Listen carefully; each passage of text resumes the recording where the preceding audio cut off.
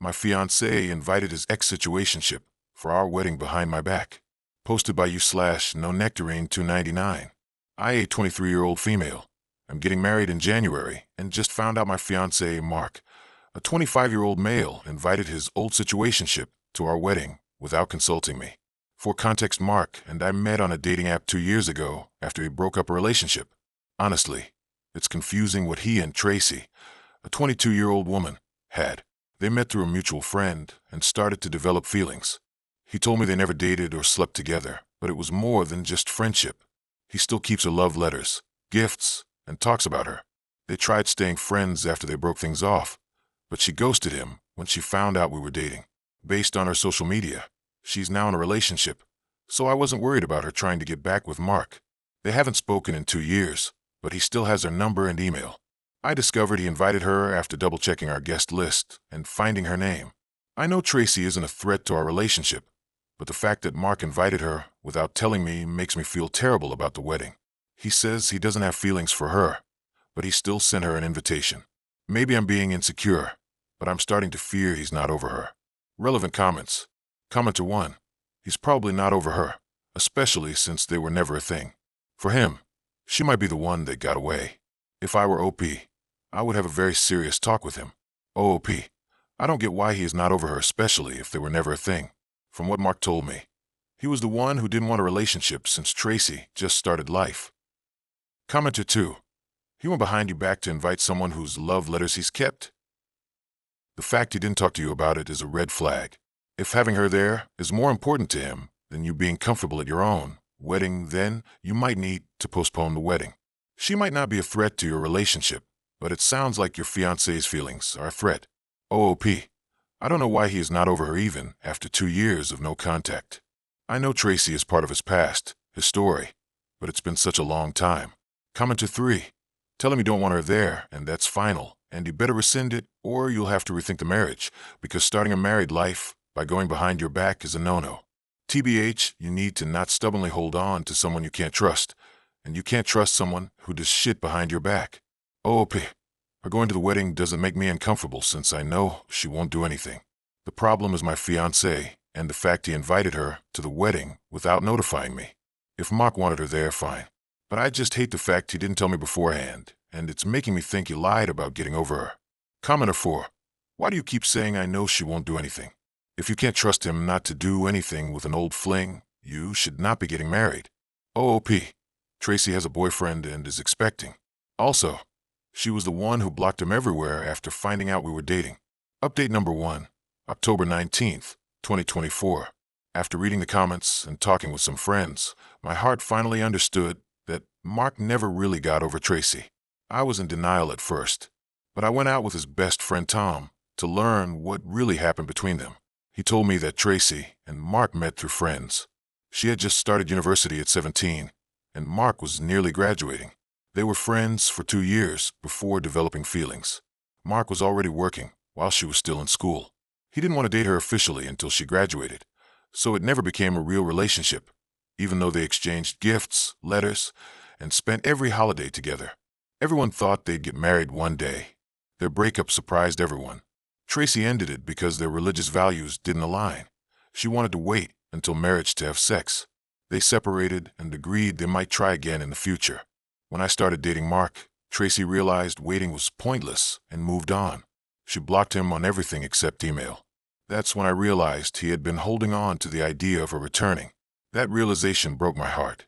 I haven't confronted him yet. I'm still not sure this marriage will happen. Top comments. Commenter 1. This sucks, but at least you found out before you ended up married to this guy.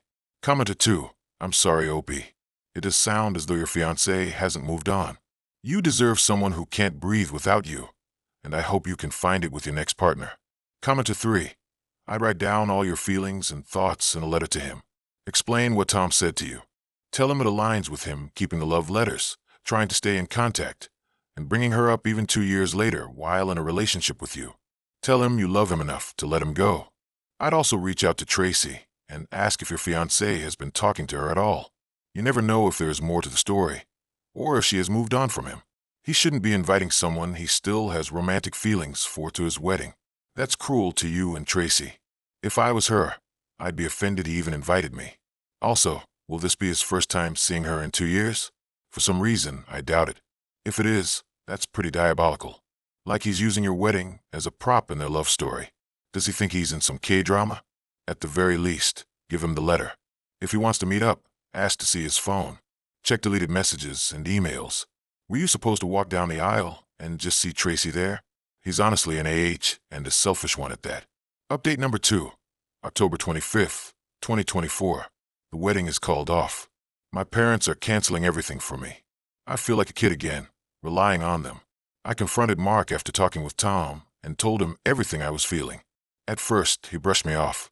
Eventually, he admitted that he never loved someone like he loved Tracy. He said it was pure, innocent love.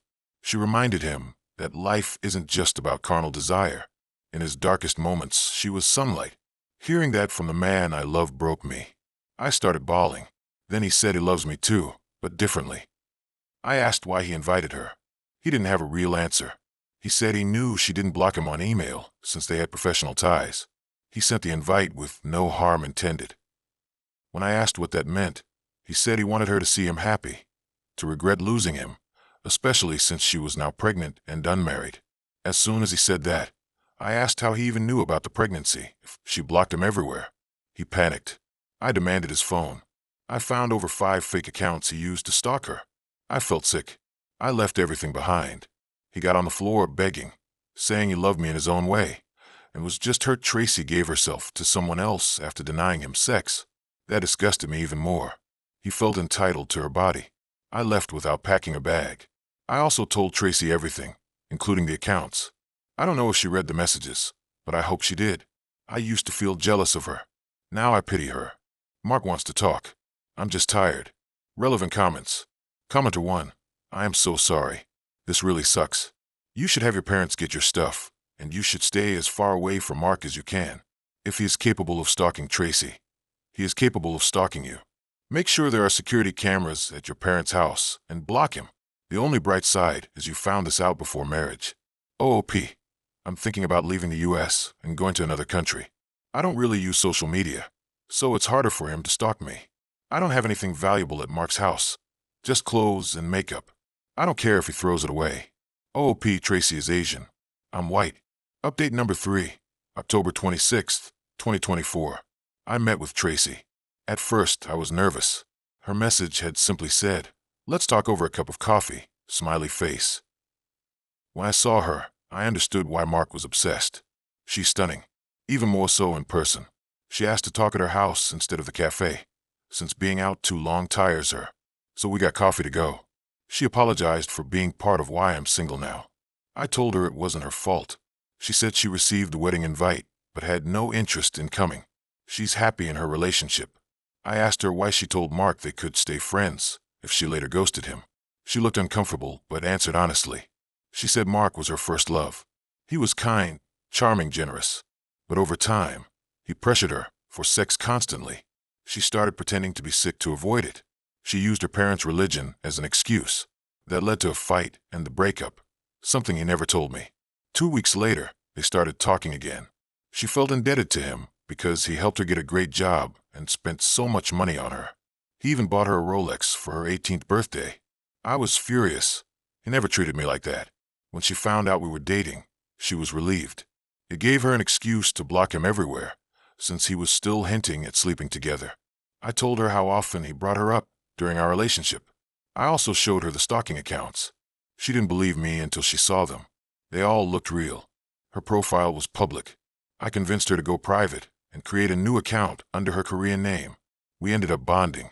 Her boyfriend treats her like a queen. I'm happy she found someone good. Relevant comments. Commenter 1. Sounds like everyone dodged a bullet. That was Mark.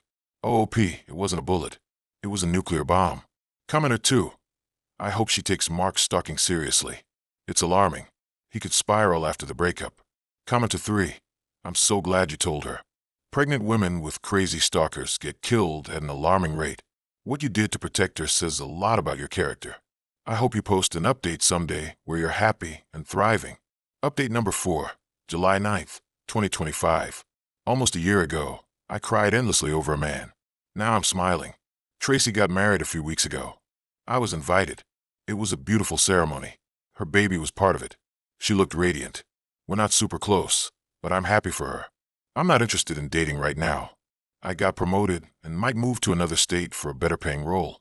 Not being engaged helped me focus on my career. I haven't spoken to Mark or anyone who sided with him. Last I heard, he's telling people I was controlling and he ended things. It's not my business anymore. He's miserable. I'm going to Greece this summer to celebrate life. Thanks to everyone who gave me advice. If I hadn't posted last year, I might have married someone who never saw me as his first choice.